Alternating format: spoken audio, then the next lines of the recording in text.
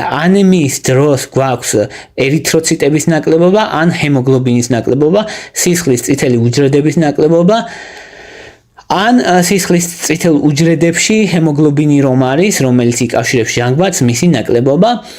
ასეთ დროს ადამიანს შეიძლება ჰქონდეს მოჭერითი შეგრძნება გულმკერდის მიდამოში, დისკომფორტის შეგრძნება და სხვა სიმპტომებიც ექნება ესეთ დროს, მაგალითად სისუსტე, დაღლილობა,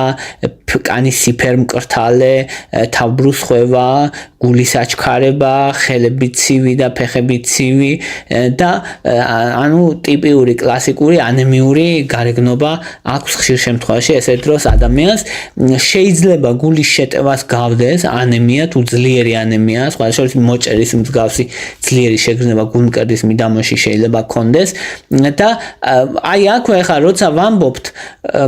ჩვენ სუნთქვის გაძნელებას მანდვე უნდა ვთქვათ, რომ სუნთქვის გაძნელება დისკომფორტი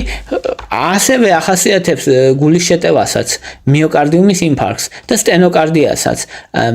რომელსაც ანგინასაც ეძახიან, ხო ეს ყელის ანგინაზე არაა საუბარი, რა თქმა უნდა,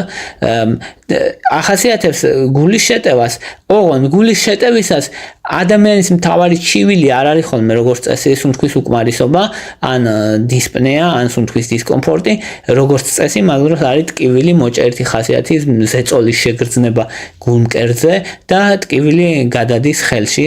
მარცხენა ხელში, ან მარჯვენაში, ან კისერში, ან ყბის ქვეშ. შესაბამისად,